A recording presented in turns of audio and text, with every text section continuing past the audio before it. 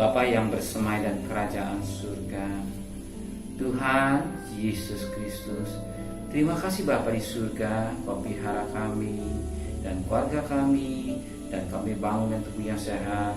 Kami datang di kaki-Mu, naikkan pujian penyembahan, naikkan doa syafaat, dan kami rindu juga untuk mendengarkan renungan firman.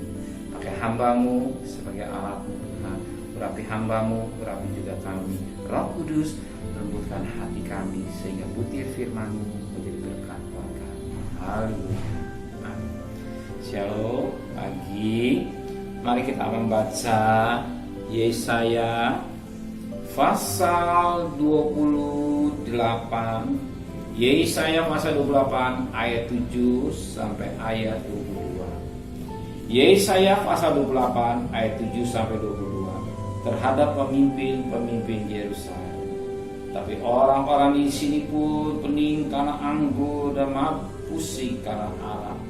Baik imam maupun nabi pening karena arak, kacau oleh anggur. Mereka pusing oleh arak, pening pada waktu melihat penglihatan, goyang pada waktu memberi keputusan. Sungguh segala meja penuh dengan muntah kotoran sehingga tidak ada tempat yang bersilang. Dan orang berkata, kepada siapakah dia itu mau mengajarkan pengetahuannya, dan kepada siapakah ia mau menjelaskan nubuat-nubuatnya, seolah kepada anak yang baru sapi dan yang baru serai susu, sebab harus ini, harus itu, mesti begini, mesti begitu, tambah itu, tambah itu. Sungguh oleh orang-orang yang logat ganjil dan oleh orang-orang berbahasa asing akan berbicara kepada bangsa ini. Dia yang telah berfirman kepada mereka, inilah tempat perhentian, berilah perhentian kepada orang yang lelah. Inilah tempat persehatan, tetapi mereka tidak mau mendengarkan. Maka mereka akan mendengarkan firman Tuhan yang begini, harus ini, harus itu, mesti begini, mesti begitu, tambah ini, tambah itu, supaya dalam gejala mereka jatuh terlentang, sehingga luka tertangkap dan tertawa. Sebab itu dengarlah hai firman Tuhan, hai orang-orang pencemooh, hai orang-orang memerintah rakyat yang ada di Yerusalem ini. Karena kamu telah berkata, kami telah mengikat perjanjian dengan maut dan dengan dunia maut. Kamu telah mengadakan persetujuan, biarpun cemeti desik-desik, dengan kerasnya kami tidak akan kena. Sebab kami telah membuat bohong sebagai perlindungan kami, dan dalam dusta kami menyembunyikan diri. Sebab inilah firman Tuhan Allah, sesungguhnya aku meletakkan sebagai dasar di Sion, sebagai batu-batu yang teruji, suatu batu pencuru yang mahal, suatu dasar yang teguh. Siapa yang percaya tidak akan gelisah dan aku akan membuat keadilan menjadi tali pengukur dan kebenaran menjadi tali sifat. Hujan batu akan menyapu bersih perlindungan bohong, dan air lebat akan menghanyutkan persembunyian. Perjanjianmu dengan maut itu akan ditiadakan, dan persetujuan dengan dunia orang mati itu tidak akan tetap berlaku. Apabila cemeti berdesik dengan kerasnya, kamu akan hancur injak-injak. Seberapa kali ia datang, ia akan menceret kamu. Sebab pagi demi pagi ia akan datang, pada waktu siang dan pada waktu malam.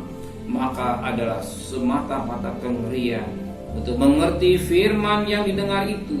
Sebab tempat tidur akan kurang panjang untuk dipakai membujurkan diri, dan selimut akan kurang lebar untuk dipakai menyelubungi diri. Sebab Tuhan akan bangkit seperti gunung Perseid. Ia akan mengamuk seperti di lembah dekat Gibeon untuk melakukan perbuatannya, ganjil perbuatannya itu, dan untuk mengerjakan pekerjaannya, ajaib pekerjaannya itu. Oleh sebab itu, janganlah kamu menyemooh, supaya tali kedengumu jangan semakin keras. Sebab ku dengar tentang kebinasaan yang sudah pasti, yang datang dari Tuhan Allah semesta alam atas seluruh negeri itu. Puji Tuhan, banyak mutiara yang kita dapat petik pagi ini. Tapi kita ambil satu ayat yang sangat menarik buat kita pagi ini. Di dikatakan dalam firman Tuhan pada ayat yang ke-8, sungguh segala meja penuh dengan muntah kotoran sehingga tidak tempat yang bersih lagi. Meja penuh dengan muntah, bukan saja muntah kotoran sehingga tiada tempat yang bersih. Meja juga bicara meja hati kita. Meja bejana hati kita ini harus diisi perkara-perkara rohani. Meja hati kita harus diisi dengan perkara-perkara rohani. Sebab dalam hati manusia ada rongga yang kosong. Tergantung manusia mengisinya. Apakah isi perkara najis, apakah kotor, apakah Tuhan yang ada dalam hati kita. Tergantung orang yang menentukan. Kalau orang mengisi tempat rongga yang kosong diisi dengan perkara yang najis, itu bagai katakan seperti penuh dengan muntah, penuh dengan kotoran. Otomatis Tuhan tidak bisa bertatah dalam hati orang itu. Sebab tidak ada tempat lagi katanya, tempat yang bersih lagi, hati yang kotor. Kalau hati manusia kotor, perbuatannya juga pasti kotor. Kalau buatan hati manusia penuh dengan tipu daya, pasti perbuatannya juga akan penuh dengan tipu daya. Manusia penuh hati dengan perkara-perkara yang dusta, pasti dosa itu yang membuat dia anggap jadi pelindungan dalam dirinya. Sebagaimana firman Tuhan katakan pada ayat yang 15. Karena kamu telah berkata, kami telah mengikat perjanjian dengan maut dan dengan dunia mati. Kami akan mengadakan persetujuan, biarpun semati desik-desik dengan kerasnya, kami tidak akan kena.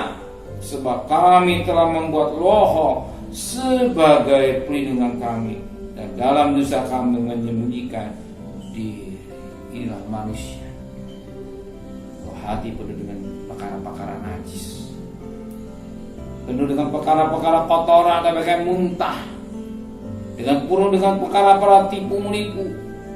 Tidak ada kesempatan Tuhan bertata dalam hidupnya. Yang berkuasa dalam hati manusia itu bohong. Bohong itu sebagai alat untuk menutupi. Ya. Bohong itu tempat perlindungan untuk dirinya berbuat dosa. Ya. Dengan bohong dia pakai yang sukses. Kita bagaimana manusia, mereka berbuat dosa. Ya. Mereka berbuat apa yang dikatakan dosa, berbohong. Dia sembunyi daripada bohong. Dia pikir dia bisa terhindar. Inilah manusia. Kenapa? Kalau manusia khusus hati, meja hati penuh dengan perkara-perkara yang tidak baik, itulah yang jadi tameng hidup kita. Kalau kata isi bejana hati kita apa rongga kosong itu, dan Yesus itu tadi itu kan pasti perkara-perkara besi yang keluar dalam hati kita.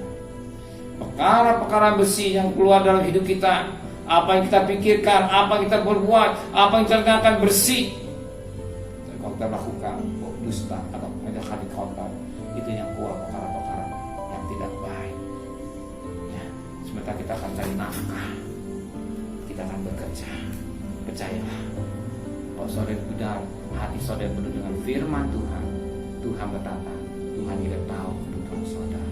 Amin. Benar Bapa di surga, betapa penting hati yang bersih. Maka pada pagi hari ini sucikan hati kami, sucikan pikiran kami, sucikan angan-angan kami. Jangan bejana hati kami diisi perkara-perkara yang kotor, perkara najis, perkara yang tidak baik, tapi perkara-perkara firman Tuhan yang boleh dalam hati kami. Berikan meja hati kami yang bersih, sehingga apa yang kami pikirkan semua dapat terang firman Allah. Dan kami percaya Engkau juga tahu kebutuhan kami. Kami percaya rezeki sudah siapkan buat kami. Dan kami pulang sore atau siang atau malam bersama bertemu dengan keluarga kami. Keluarga kami dan tetap dari lindungan Tuhan. Kami hanya mengandalkan benang kemisi dalam rumah tangga kami. Tuhan, hanya Engkau perisai hidup kami. Bagi kami ada Goshen tetap dan pelindungan Tuhan. Terima kasih Bapa di surga, kembalikan kami pada besok pagi dan tubuh yang sehat dengan tidak kurang satu apapun juga. Berkati Bapak Presiden, Wakil Presiden, para menteri, para gubernur, para bupati, para wali kota, para camat, para lurah, para RW, para RT, para medis, para relawan, para TNI, para Polri, mereka-mereka Tuhan yang bekerja guys depan Tuhan. Beri kesehatan yang prima, beri kekuatan yang prima yang daripada Tuhan. Hikmat yang dari surga Kau berikan buat mereka. Mereka pejuang-pejuang yang gagah perkasa. Biar virus ini semakin hari semakin habis, dan mulai vaksin juga semakin habis, tapi yang sembuh semakin banyak Tuhan. Kami mohon belas kasihan daripada Tuhan adanya. Karena Kau cinta tanah air kami, bangsa kami Indonesia Tuhan. Terima kasih Bapa dan terkasih. Terimalah berkat nikmat dari Allah Bapa, cinta kasih sayang dari Tuhan Yesus Kristus, dan berkat Roh Kudus nyata saudara hari ini sampai Maranatha. Tuhan istana yang cinta Dia. Katakan